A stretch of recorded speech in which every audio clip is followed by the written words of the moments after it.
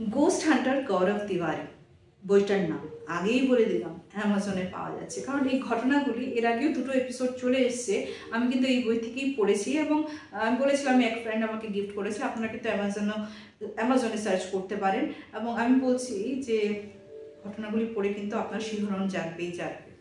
নমস্কার বন্ধুরা, কেমন আছেন আপনারা? আমি রুমকি। আজকে জীবনের 1001 গল্পে আমার কালেক্ট করা আমার পড়া গৌরব তিওয়ারির একটা তথ্য আপনাদের সঙ্গে শেয়ার করতে চাই।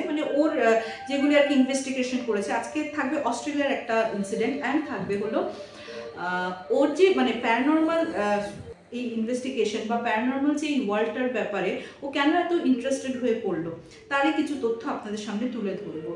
আর জীবনের 1001 গল্পে কিন্তু আপনাদের ঘটনা আসে, আপনাদের সামাজিক বা এমন কোনো ঘটনা যেটা হয়তো আপনার কোনো জীবনের হয়তো দেখুন আমরা গৃহবধূর থেকে নতুন একটা জার্নি শুরু করলাম, নিজের ইন্টারেস্টটাকে আমরা আমল দেওয়ার চেষ্টা করছি বা ইন্টারেস্টটাকে কারগর করার চেষ্টা করছি। আপনাদের স্টোরি হয়তো অনেক হয়তো ইন্সপায়ার করবে, অনেকের কাজে লাগবে। তো আপনারা শেয়ার করুন। আমাদের ফোন নাম্বার 8011006740, সেখানে পাঠিয়ে দিতে পারেন। তো চলো, আমি আর দেরি করবো না। গৌরব তিওয়ারি কেন প্যারানর্মাল জগতের ব্যাপারে ও এতটা ওর এত ইন্টারেস্ট জেগেছিল, শুরুটা IPS এর কিভাবে হয়েছিল সেটাই আজকে তুলে ধরবেন। তারপর তো অস্ট্রেলিয়ার একটা ঘটনা আছে। তো গৌরব তিওয়ারির খুব ইচ্ছে ছিল যে ও পাইলট হবে এবং এই প্রশিক্ষণ নিতে ও ফ্লোরিডাতে যায়। ফ্লোরিডাতে ও কমার্শিয়াল পাইলটের প্রশিক্ষণ নেওয়া শুরু করে। তো ওই সময় বুঝতেই পারছো বাইরের তো প্রচণ্ড খরচ সাপেক্ষ এবং সবাই এটাই চেষ্টা করে যে সবার সঙ্গে হয় না, একটা ফ্ল্যাট নিয়ে অনেকজন যারা ওখানে স্টুডেন্ট একসঙ্গে থাকবে তো একটু কম খরচায় হয়ে যাবে। তো ওরকম একটা ফ্ল্যাট নেয় যেখানে ওর সঙ্গে আরও অনেক ছেলেরা থাকতো। তো একদিন কি হয়েছে, গৌরবের যে সে রুমমেট ওরা পার্টি করতে যাবে। হ্যাঁ, তো পার্টি যখন করতে যাবে গৌরবকে বলেছিল, কিন্তু গৌরবের সেদিন একদমই যাওয়ার ইচ্ছে ছিল না। হ্যাঁ, তো বলছে আমি যাব না, তোরা যা। তো যখন আর কি ও পার্টি করতে ওরা গেছে তখন হঠাৎ ও স্পষ্ট ওর কানের সামনে শুনতে পারলো কেউ যেমন খুব কষ্ট করে ওর নাম নিয়ে ডাকছে,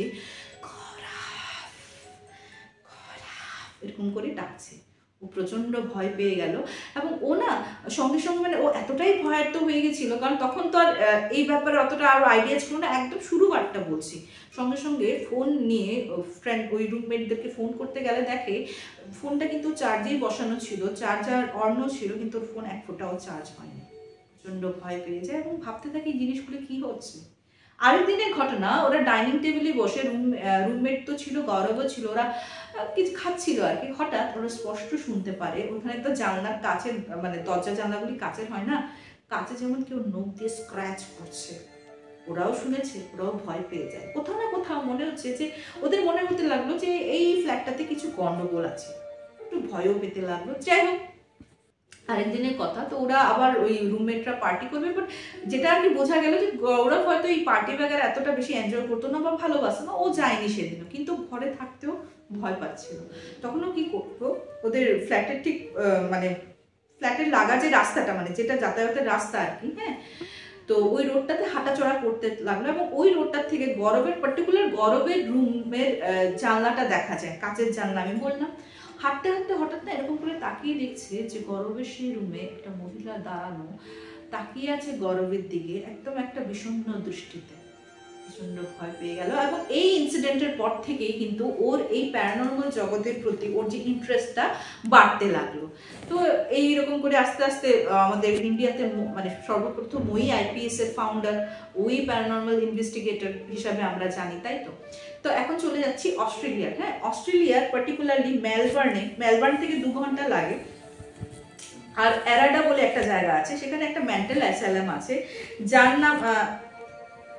নাম হলো অ্যারাডেল মেন্টাল অ্যাসাইলাম। হ্যাঁ, এই অ্যাসাইলামটার ব্যাপারে অনেক রকমের অনেকে ওই হন্টেড ঘটনার সাক্ষী বা অনেকে অনেক রকমের কমপ্লেন করেছে। তো এখানে যে অস্ট্রেলিয়ান ইনভেস্টিগেশন, হ্যাঁ, হন্টিং অস্ট্রেলিয়ান একটা টিম আছে, ইনভেস্টিগেশনের টিম, ওদের সঙ্গে গৌরব যায় পার্টিকুলারলি এই অ্যাসাইলামটাকে পর্যবেক্ষণ করার জন্য। কারণ এই অ্যাসাইলামের একটা পার্ট মেডিকেল কলেজকে দেওয়া হয়েছে এবং সেখানে মেডিকেল কলেজের স্টুডেন্টরা ওরা ইউজ করে। ওরাও অনেকেই কিন্তু এই জিনিসটা বলেছে যে এটা নর্মাল নয়, এই কলেজটা প্রচণ্ড হন্টেড, কারণ ওরা এরকম অনেক হন্টেড অ্যাক্টিভিটির সম্মুখীন হয়েছে। প্রথম দিন যেদিন গৌরব যায় এই মেন্টাল অ্যাসাইলামে, ও ঢোকার সঙ্গে সঙ্গে একটা স্ট্রং নেগেটিভ একটা ভাইব পেতে থাকে। ও বুঝতে পারে যে জায়গাটা একদম ঠিক না। তো তোমরা বলতে পারো যে এই মেন্টাল অ্যাসাইলামে এতটা কেন ভয়ঙ্কর? কারণ সত্যি কথা বলতে গেলে মেন্টাল অ্যাসাইলামটা অ্যাকচুয়ালি প্রকৃত অর্থে মেন্টাল অ্যাসাইলাম ছিলই না।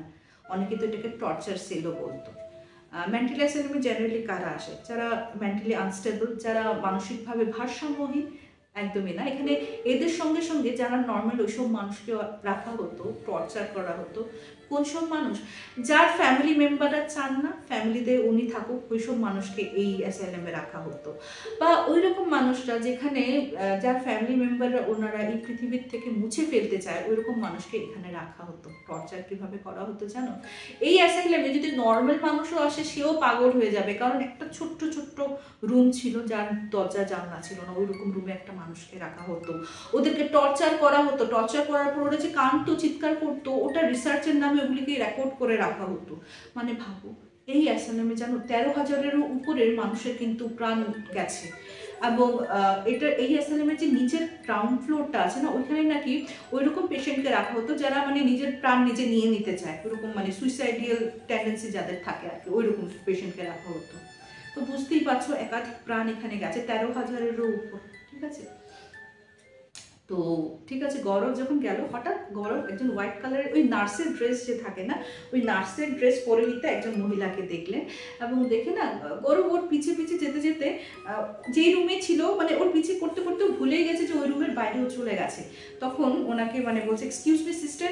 তো নার্সটা এরকম করে তাকিয়ে বলছে যে তোমার এখানে আসা উচিত নেই, ইংলিশে ডেফিনেটলি বলেছে, তোমার এখানে কিন্তু আসা উচিত হয়নি বলে ও আস্তে আস্তে গটগট করে একটা রুমে চলে গেল।